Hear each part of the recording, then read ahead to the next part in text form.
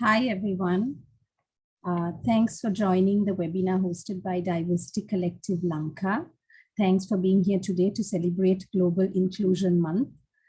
DCLK is a not-for-profit association whose mission is towards diversity and inclusion in Sri Lanka, focusing on 4 pillars: schools, higher education, corporates, and entrepreneurship.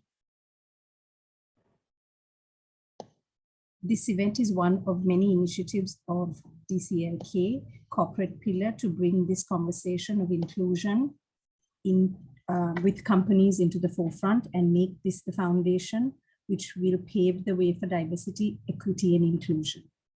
We're going to start today with a short video which states the business case for creating respectful workplaces, followed by the webinar with 3 business leaders today.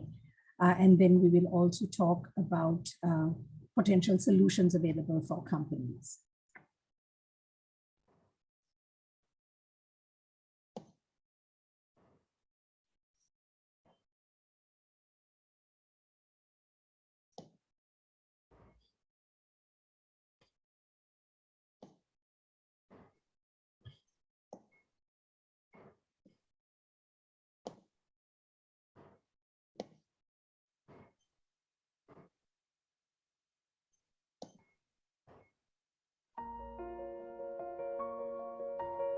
Every year, Sri Lankan businesses bear an unseen cost. It's the cost of workplace violence and harassment. Across the 9 companies in the study, this translates to a cost of more than $1.7 million. IFC's business case for creating respectful workplaces in Sri Lanka found 6 days of work are lost per employee each year because of workplace violence and harassment. 3 out of 5 people have experienced some form of workplace bullying, sexual harassment, and/or online violence. 1 in 5 people surveyed also said they felt unsafe at work in the previous month. Bullying, sexual harassment, and online violence impact employees of all genders, ages, experience, and race across all industries. Some, such as people with disabilities, are more vulnerable. Underreporting is also a serious problem. Employees are more likely to say that their colleagues had experienced sexual harassment and online violence rather than disclosing their own experience. This could be because most managers surveyed didn't seem to understand the impact of bullying and harassment or how to effectively address these issues.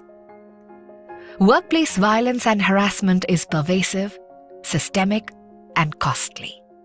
But this can change.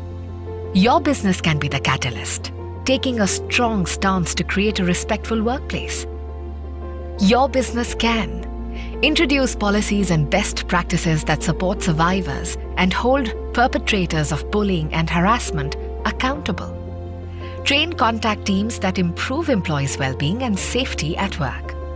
You can also strengthen tech resources as an effective deterrent against online harassment. Encourage employees to reach out to community support services. Increase workforce diversity and inclusion to promote a safer and more respectful environment. These changes will improve employee health and safety, leading to increased engagement and productivity, decreasing absenteeism and turnover, while boosting the company's public image. A workplace free of violence and harassment is the foundation of a successful, sustainable business. For more information on how you can eradicate workplace violence and harassment, sign up for the IFC DFAT Respectful Workplaces training program in partnership with Diversity Collective Lanka.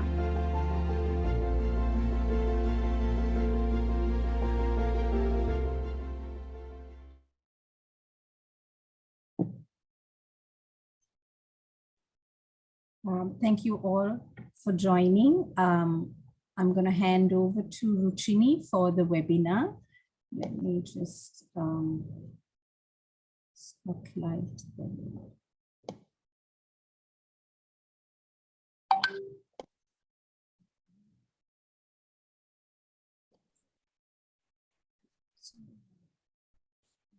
Thanks, Barney. I'm trying to ping the others. Hold on. Okay.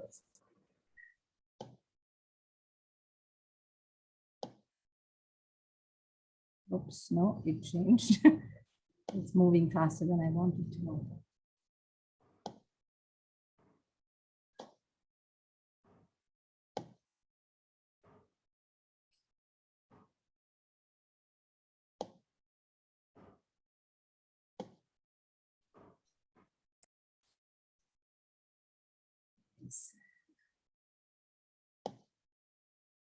Don't know what I said.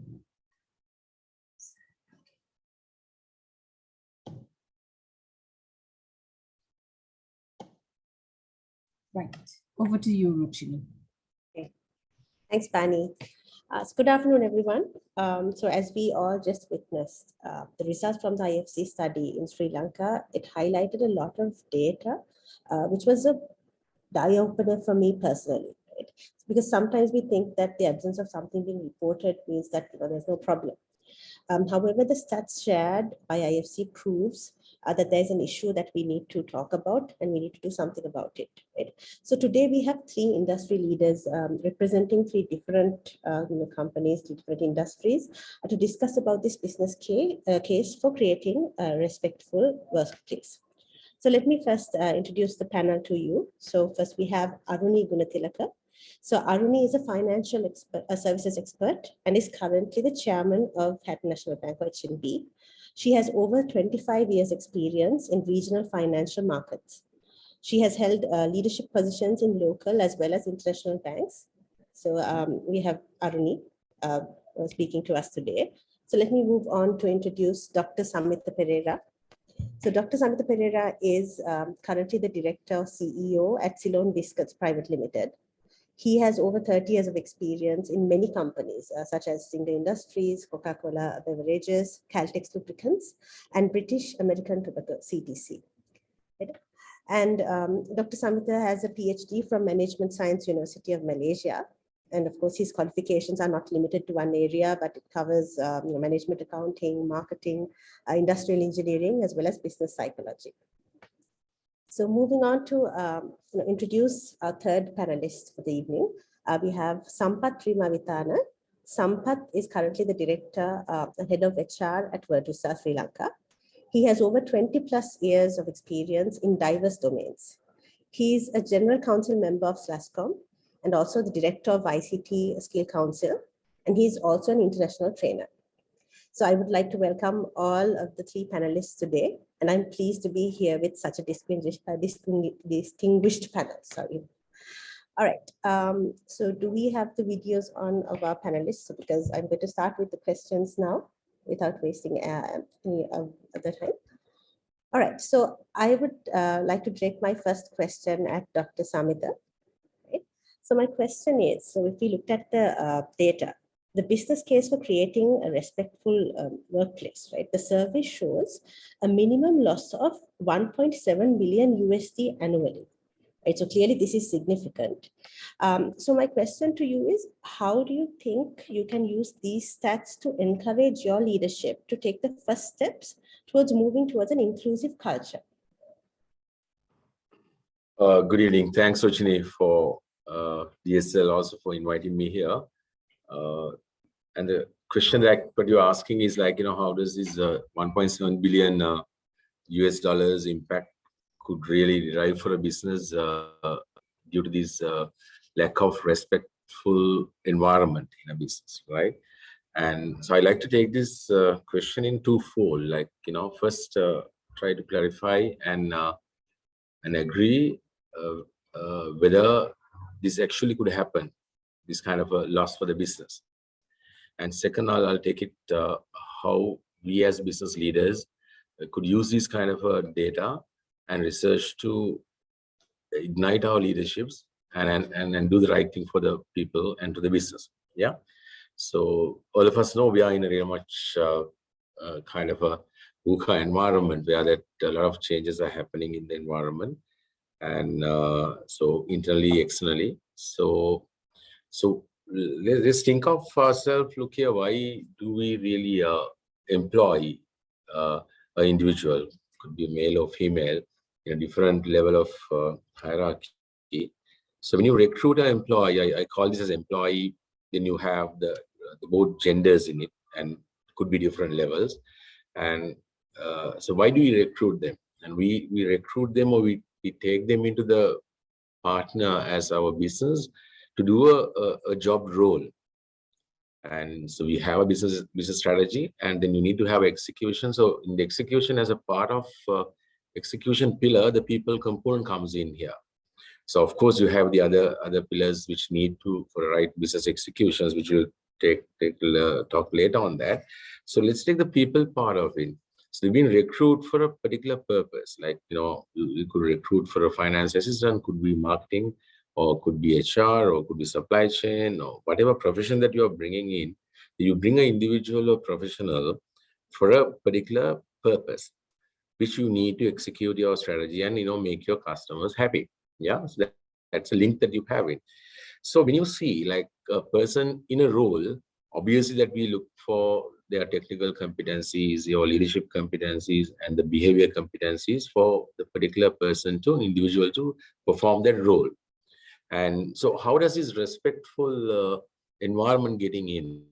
Yeah, so we say, look here, if you don't have a respectful environment, people output, or like the things that they need to do in order to really create a right competitive advantage for the market may not happen. That's what the survey outcome.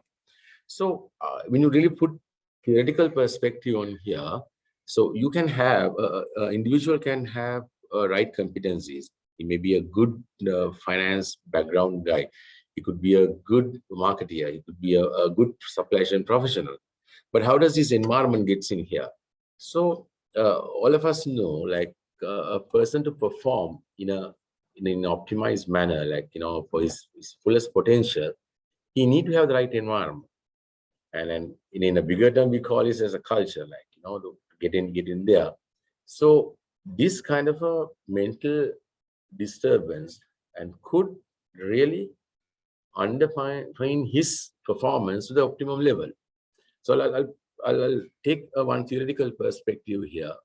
So see, before action happens from an individual or a behavior happens in individual, so first is a thought that he's getting in his mind, whether you're going to do it or not, whether you're going to do it properly, right? It could be in a broader term, could be a positive mindset or a negative mindset. It starts from a thought. Your behavior is starting from the thought, right? So the thoughts, if you look at it, how does this thought getting into a person?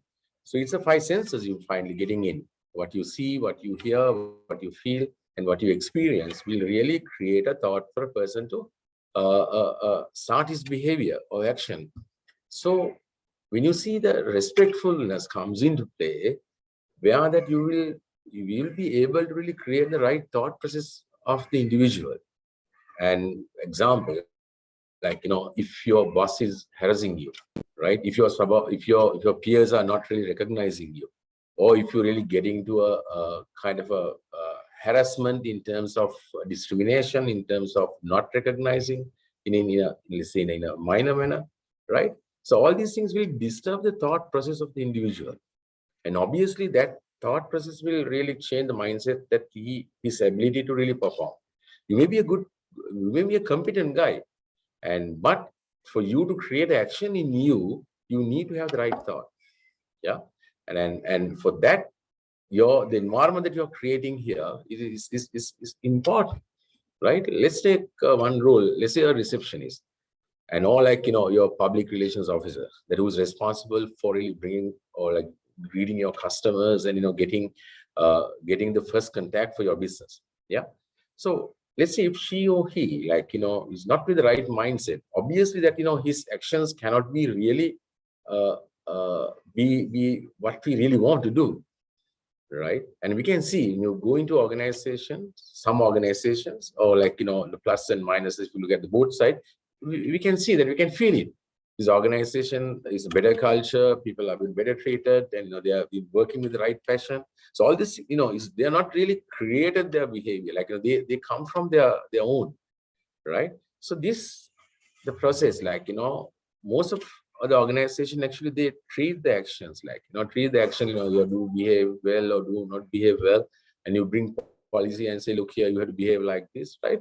So you try to control the actions of the individual, but not the thought process. But if you have a right mindset or right mindset for people, and then environment is free for people to work, obviously your productivity high. And in a manufacturing environment, and you can see like there are many researchers there, like if a operator mindset is not right, and if the operator mindset is being influenced by different negative thoughts on his mind, obviously the output or the reject rate or the quality levels are coming down. Yeah, and the same as like say is a driver, so he knows how to drive it. But if the environment that you create for him to do that, and if you move it, let's say if the driver takes the buses for their home and come and back and all kind of stuff, right? And then and if you harass him, he will drive, but will he really give the right output for him? No, it's not. So this human mind and human behavior is obviously depends on the things what's happening around him. And that's like, if you're a Buddhist, like, you are talking about the five senses you're getting in, and then your output is being influenced by your five senses. So this right, respectful environment that which if you can create in organization, and that's something that you can make it. So obviously, when you see that your output is not what is really required for your business strategy execution, obviously there's a gap, right? There'll be a gap. So this gap, I'm happy that you all have really measured that and then come out with a number, which will really see that a tangible impact for a business, that you're connecting your environment for people to behave and the output gap, which quantified it, right?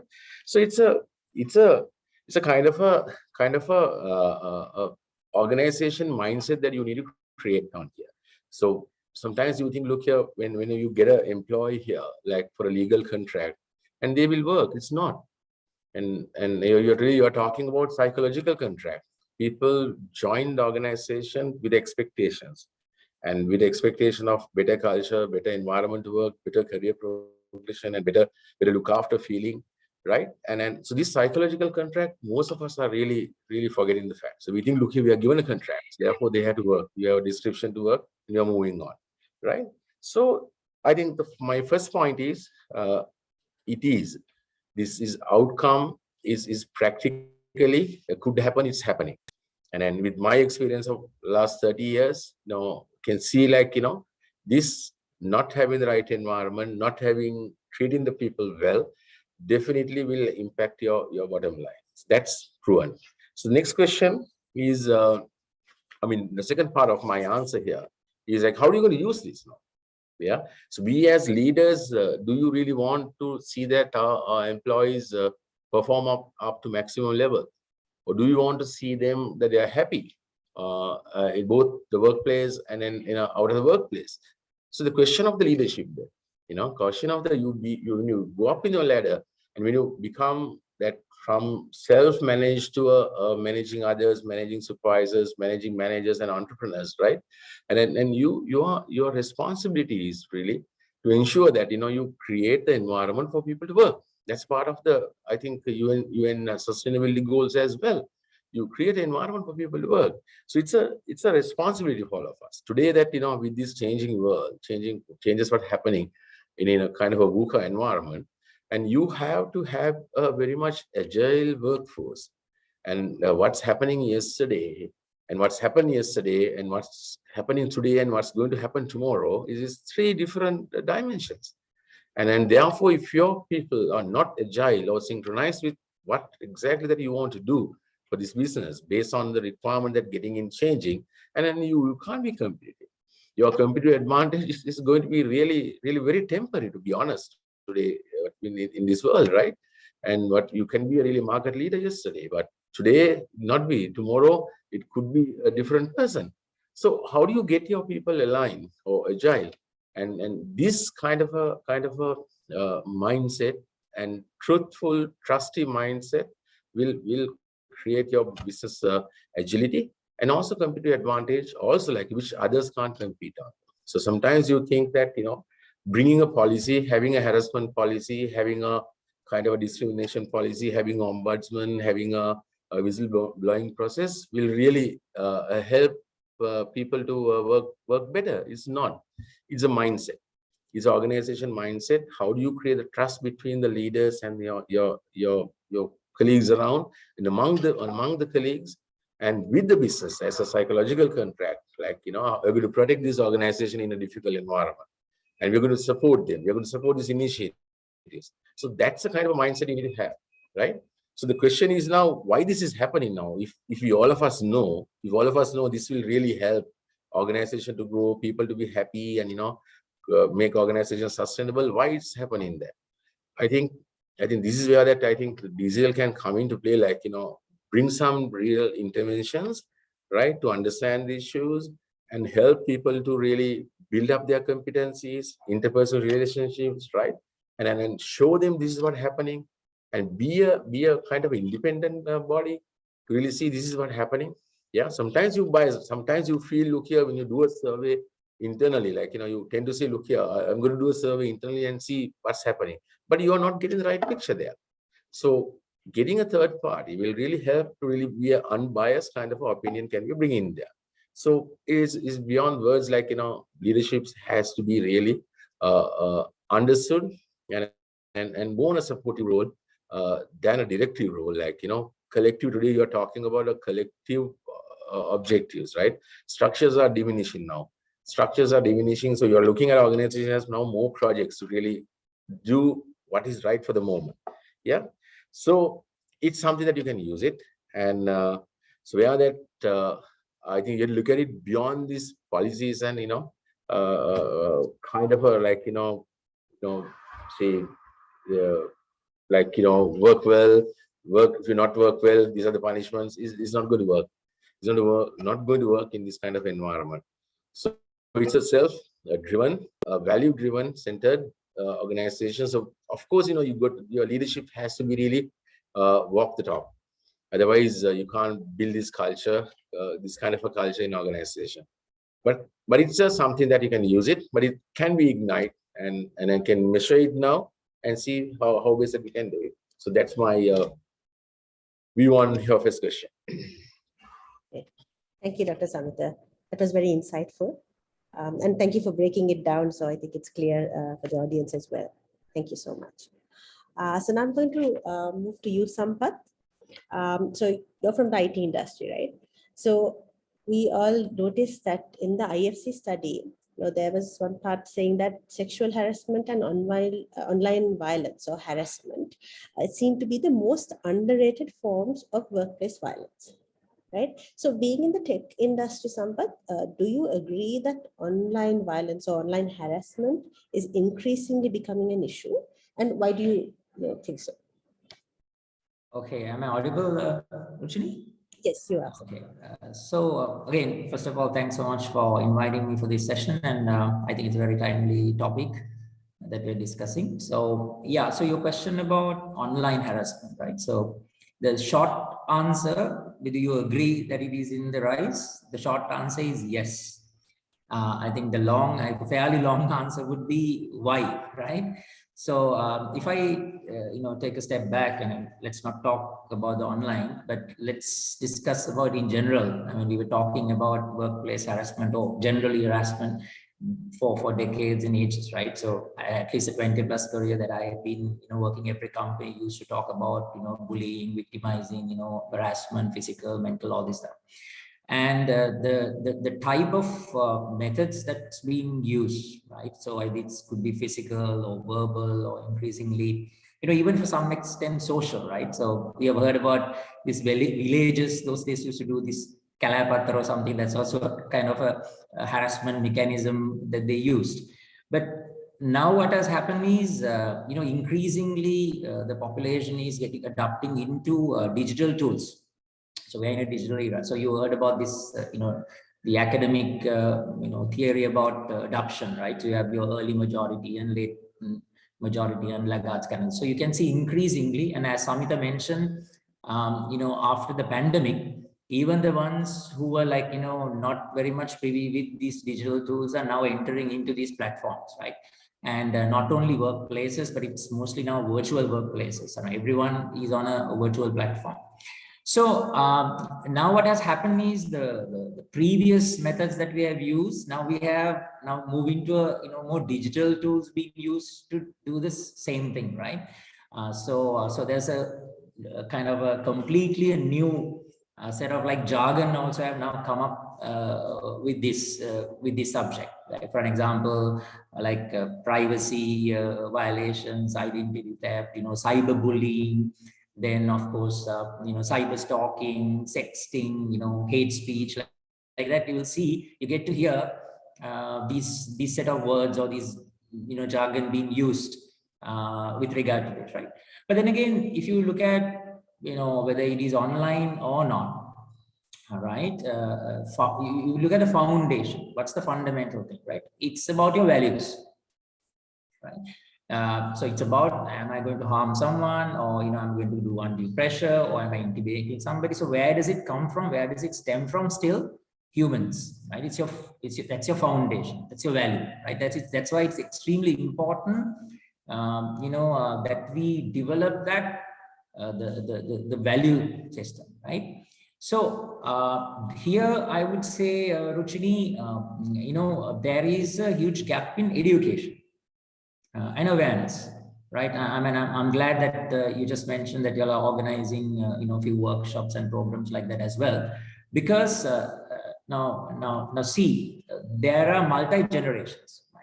I don't know which generation you belong to, but I'm a borderline, whatever Gen X or millennial or whatever they have now categorized it.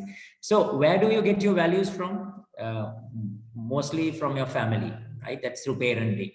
Then your school, or maybe you're from religious institutions, right? So they have taught us like good values, but, related to that era, right? We have not been spoken about, how you should behave. I mean, we should be, our parents have told us how to behave in a party and what to do and what not to do kind of thing. But they have probably didn't have those tools like emails and social media and WhatsApp and these type of tools those days to groom us.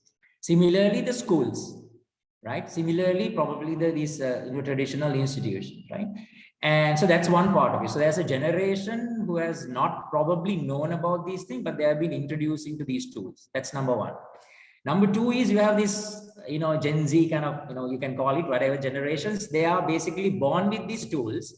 And maybe the current education systems that we have, we've been speaking a lot about it, basically have not adopted to kind of include those type of subjects into their curriculums or in their trainings or education. So because of that, where you draw the line, sometimes it's difficult. Maybe when we say it's undue pressure or intimidation, where do you draw the line? My tolerance levels could be different for your tolerance levels, right? And how we define these harassment and various this could be different person to person. So that's why it is very important that someone who has done research, who has knowledge about it, comes up with certain best practices or certain insights and say, look here, this is the accepted behavior, right? With regard to whatever the channels that you're using, this is your accepted behavior. This is accepted and this is what is not accepted. Right? It should be told. I'll give some personal anecdotes, right, with regard to online. You specifically ask about it. So my personal experiences. So about a few years back, I think at the start of my career, early 2000s, we didn't have Facebook or Instagrams and social media, YouTube, nothing of those, but we had emails, right? So having an email account is like a great thing. Okay, it's a big thing. So you get an email, you go and give it to all your friends and say, hey, look, yeah, I have an email. And then we are very casual about our email. Whatever, we used to write, and then whatever the emails we get, like chain letters or profanity emails, we used to forward it to people. So we've been using very casually because we were not being taught about that. So then I joined this I will actually, I will hold the company name. But I joined one of these, global banks. Okay. So they brought in a module. I mean, they were very strict. They had a framework. They said, you're being given an email. This is what you can do. This is what you can't do. Okay, it's very clear. Say, initiating this type of an email is not a right thing to do. You can receive certain emails like profanity emails or whatever those emails, but forwarding it to the others is something you shouldn't be doing, even though you receive it. Now, the third thing is something related to your question that you asked. He said, if you continue to see this is happening and this is coming to your email box or something, as a responsible employee, because we create a respectable, respectful environment for our organization, so we need to go and report it. Report doesn't mean on a punitive sense, but at least we need to raise, saying that these type of things are happening, so the organization can take some sort of an action about it. So I worked in that organization for 2 years. I know they're very strict. I know a couple of people that even terminated for violating these type of things because they were driven by those values. Now, the great thing is when I moved out and started working in other companies, which didn't have that much of a matured framework, I still started applying the same things that I've learned from that organization, right? So that is the power of, I think, this education and awareness, right? So you get to practice this. That's the first personal example I wanted to give. And the second one happened actually a couple of weeks back, right? So we are also still making mistakes. Now, for an example, I'm on social media, not on the latest ones, but like Facebook and LinkedIn and all. In one of these posts, I saw something disturbing. For example, I think something somebody has shared, an incident which has happened, which is a disturbing one, emotionally disturbing for me. So normally, what would you normally do? Generally, we make a comment, right? I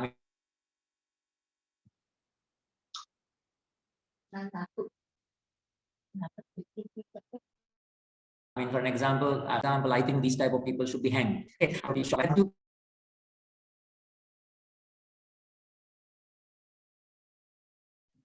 Can you hear me?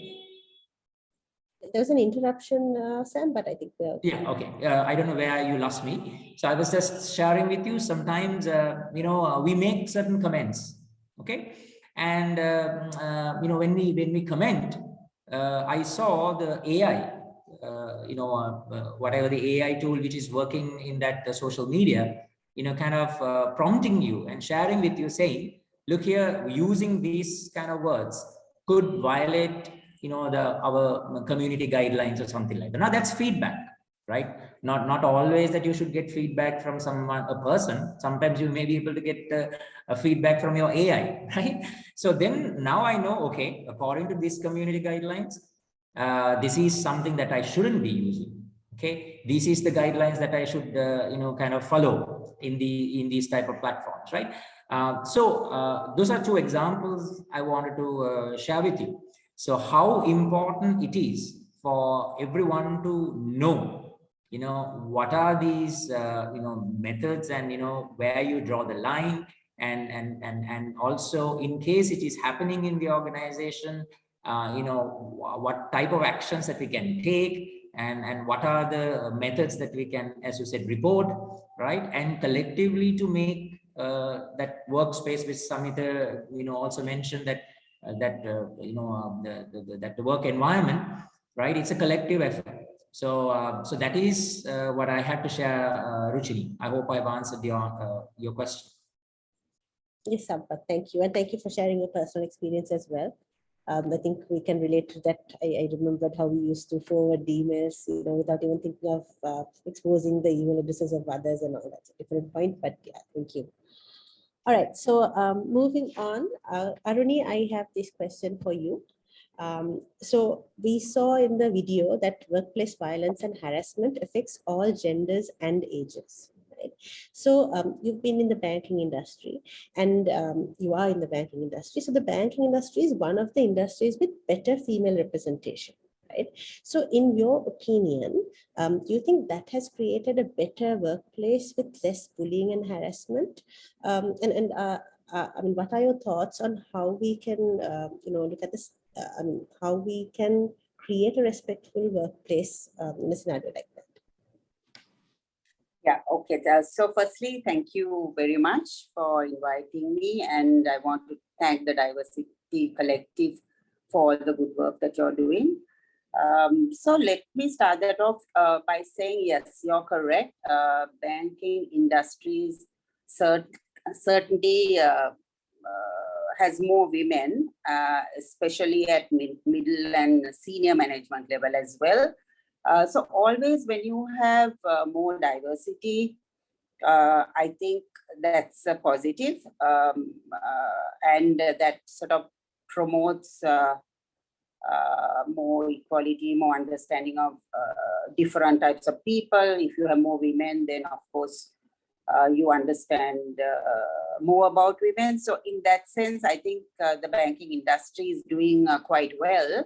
And the reported incidents of harassment and other forms of sort of bullying are less, I would say, than say, if you take a garment factory or somewhere like that, I'm sure you would find more cases. But at the same time, we discussed before that people may be not reporting things, right? So we have a very negligible amount of reporting of actual harassment. So I don't know, frankly, to tell you whether that is because there isn't harassment, or whether people are fearful of reporting, or there being a backlash. But in that sense, I would say it's more diverse. But even in the banking industry, as you go up the ladder, as you go to more senior roles, you only see, you see older men, right? There's the single female CEO of a bank. And I may be one of the few chairpersons. There are about 2 others. So that is, in fact, telling you something, that there could be. I want to take you to the broader thing beyond sexual harassment type of thing. The subtler things like unconscious biases, stereotyping. So some of those things are at play there. Because you assume that all of us assume, if I ask you who is the stereotypical CEO of a bank, it's an old man, right, in a suit. You're not going to think of somebody who looks like me. So that's how. That is also stereotyping, right? So these unconscious biases are very much there, and I've been through a very long career of almost 30 years, and I think personally experienced all these things, but never realized it. So now that we're talking about respect and culture and all these kind of things, well-being of people, now I realize, wow, that's what happened to me. Sometimes I was, there are, for instance, boys clubs. You go into a room and all the senior guys are talking about golf and having a drink, and you don't know, you're left out, right? So all those are exclusions, like you don't feel included.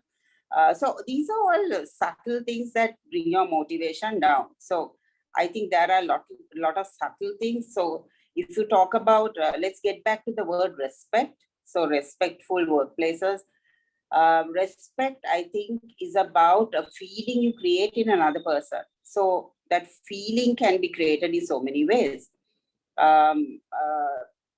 So you have to train people, right? Or to practice behaviors that promote in the other person's well-being. And these are not easy things to do. You have to do that very consciously. So I think it's a very, very subtle thing. It's a very difficult thing to build in an organization. If you look at the past 2 years, 3 years post-COVID, the entire world of work has changed, right? Entire world of work has changed dramatically. And so we need to take a broader view and look, how do we make the future work better, right? We have to, if we don't change that, and if we don't reinvent work now, when are we ever going to do it? Because it's changing. And in this whole thing, the well-being of people is so important. It's one of the most important aspects to productivity. Now, you all spoke about a $1.7 million loss to each company in the survey, and that's very real, because what happens when you're not treated well? If your well-being is not looked after, and if you're disrespected, or you're treated poorly by somebody, it's something as simple as somebody gossiping behind your back, or rolling their eyes at a meeting, or not asking your opinion at a meeting. I always remember the story, Indra Nooyi, the ex-CEO of Pepsi. She said, the men were behaving very badly. I was very competent. I go into a meeting and make a presentation, but nobody takes any notice of me. So she went to the CEO one day and said, I'm going to leave. Straight after my presentation, I'm going to leave, because none of those guys respect me. Nobody takes any notice of me. Nobody includes me. I am better than them, but nobody gives me that respect. So she said, I'm going to walk out. Then the CEO, from that day onwards, her career changed, right? So I think it then demotivates you, and your job then becomes transactional. You just do your work and get your paycheck and go home. Then there are a lot of stress-related incidences, absenteeism, lack of quality. There won't be communication in your organization because everybody's suspicious of each other. So therefore, the less productivity, and there's less time, and there's less effort. So these are huge costs to a company. So I think there's certainly a business case for this, and we need to train our leaders. In addition to collaboration and looking at output metrics and learning, etc., we have to train them to look after the well-being of people. That is, I think, a critical aspect. For example, as something as simple as the expectation that you don't have to reply to your CEO's email during the weekend, right? That has to be built. That has to be built into leaders who do not bully people. That's a form of bullying, right? You have to reply to the CEO's email, whatever time. So you have to also role model this, and you have to coach people to treat others how you are treating them. So that has to happen, and something that has very changed quite dramatically from the past is for leaders, I think, to show that they are vulnerable, and they are humble, because this also makes other people confident. What it does is, it's a tactic to make other people confident, because if you show you're vulnerable, they become confident. And another important aspect is that you have to understand your employees' lived experiences, where they come from, their backgrounds. They're all very, very different people. They have different circumstances. So you have to sort of go out of your way to understand where they come from and what pushes their buttons. So these are all forms of respect. It's mutual respect, and it's a very, very active process where you have to really understand different types of people, and you make a big effort to understand and make them feel included. So I don't think the financial services sector is very different, but it has the same challenges, where again you're sort of stereotyping, saying women have to be in PR, or women have to be in compliance functions, they can't be in business functions. So all that is still there, even in the banking sector, and those perceptions have to change. But I think with the world of work really changing, with flexi hours, with sort of a lot of people are thinking of other people's mental health, well-being, etc. So I think overall it's changing, but I'm not very sure whether people really understand it. So it's very important to teach them in a structured way, and it has to be built into the culture, and it has to be a moral imperative in organization, so that people have to live by that. There is no tolerance for any kind of bad behavior.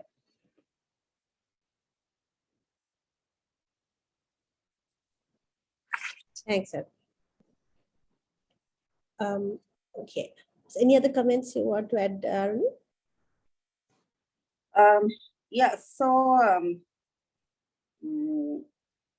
I think, as I mentioned now, respect has to be sort of a very core value in your organization, right?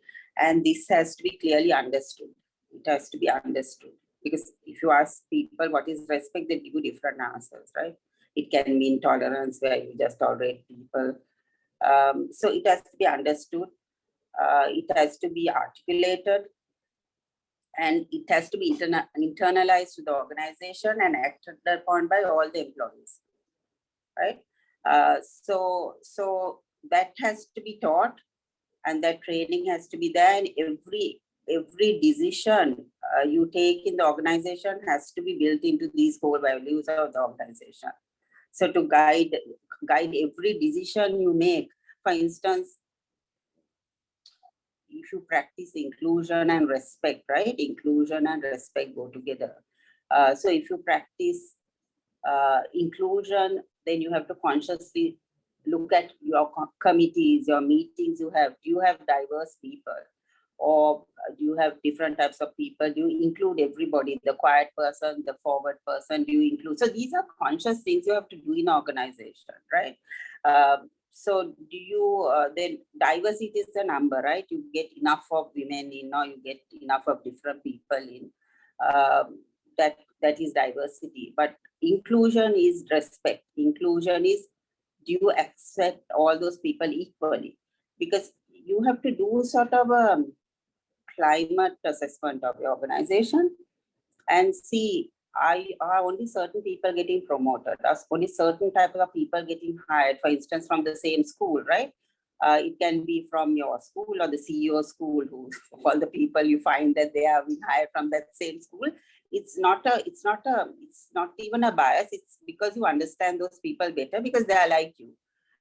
So consciously you have to say, no, we have to put that out of the equation and hire people for different types of people who are not like you.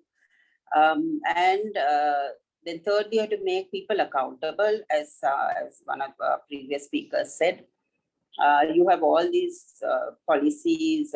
We have lots of policies on sexual harassment, whistleblowing. I have been with international banks who have all these policies. They are filed away somewhere.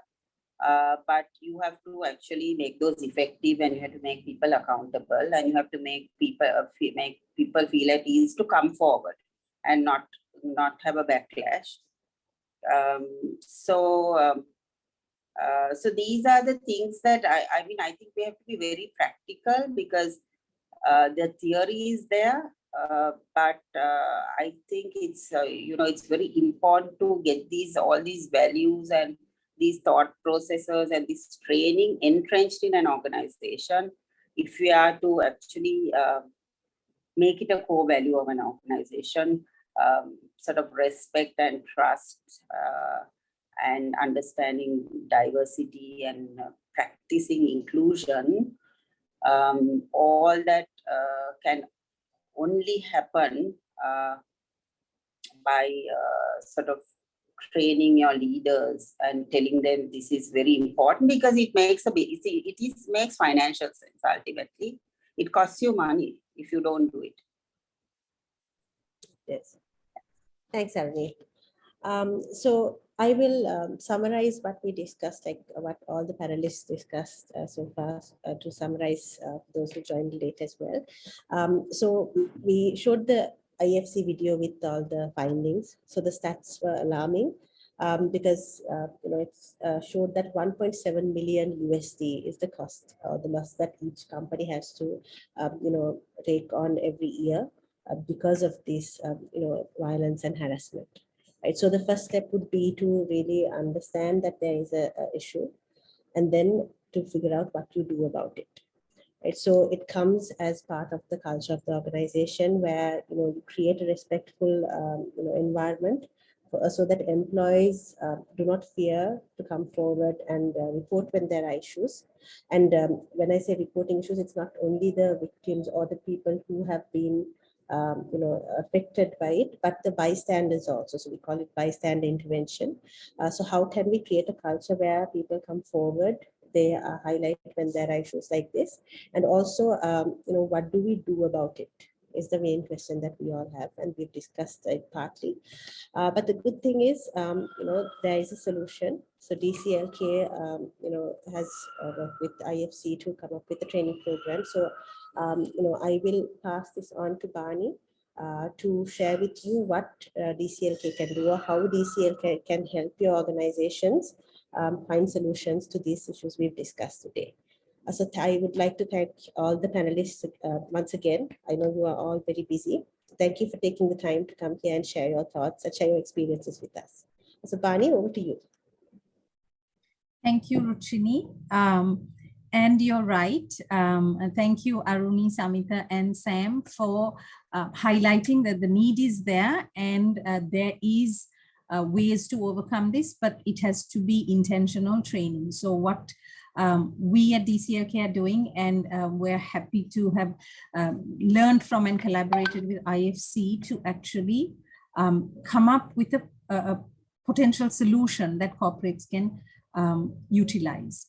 So I'm going to take the next 5 to 10 minutes to try and talk you through that, so that the audience and the companies here will be able to understand in summary what we think this potential solution could be. If you could just bear with me.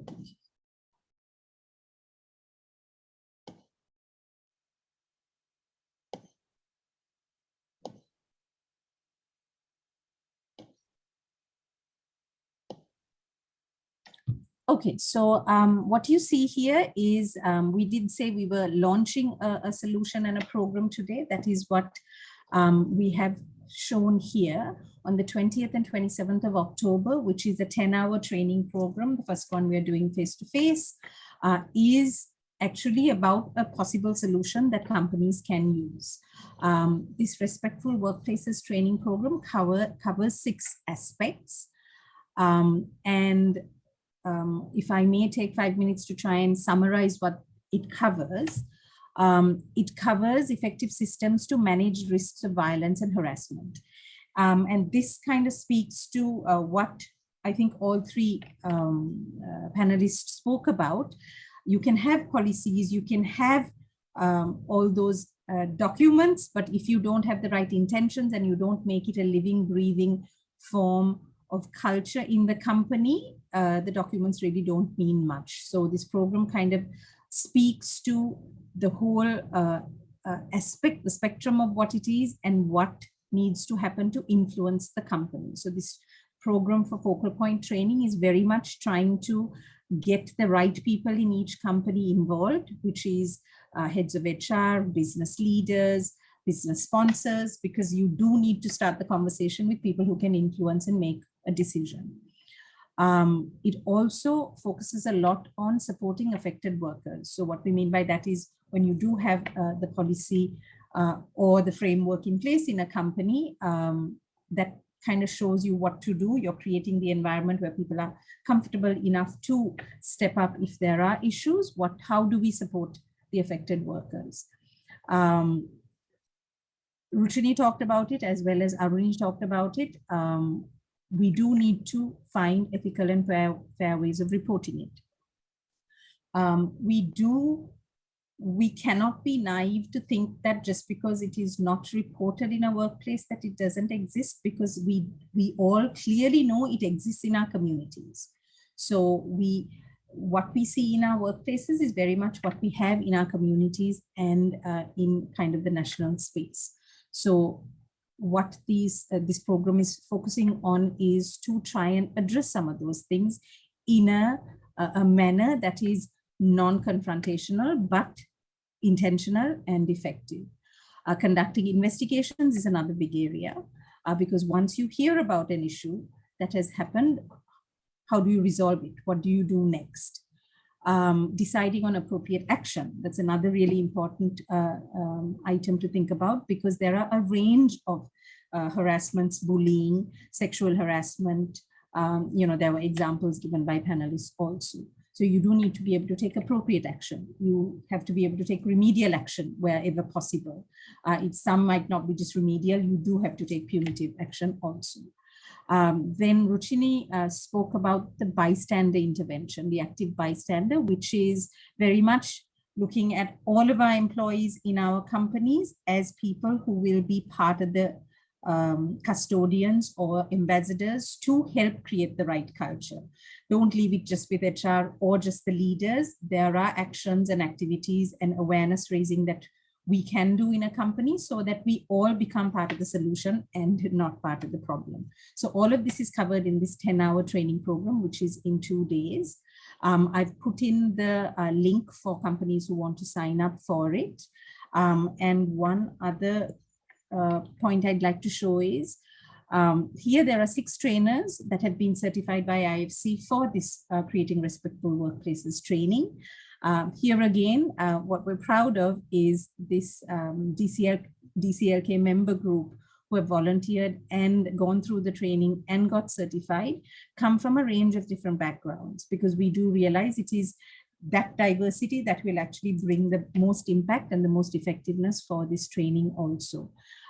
As you can see, all of them have lots of experience at work, but in different areas or different functions. We have HR, we have project management, we have legal, we have tech, consultants. So it is that range that we think will help actually make a real difference towards how effective this program can be. And as DCLK members who join with us, we not just roll out the training program, but we're hoping to make this a series of staying connected and supporting with all the other tool kits and solutions that we are building with IFC, because we realize,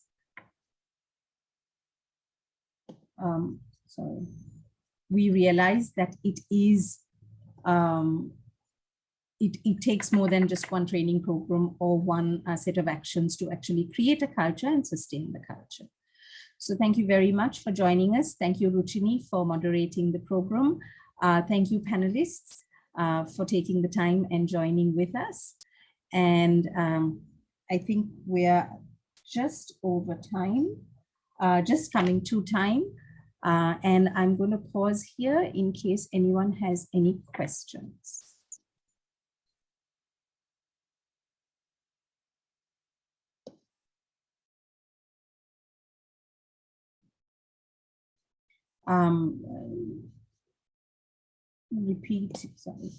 Repeating that I have put the link for anyone who's interested in learning more about the training program. All the details are in the link when you click on the link. Plus, we would be asking for some information so that we can communicate with the company, the points of contact in the company, and also it includes logistics and cost information also.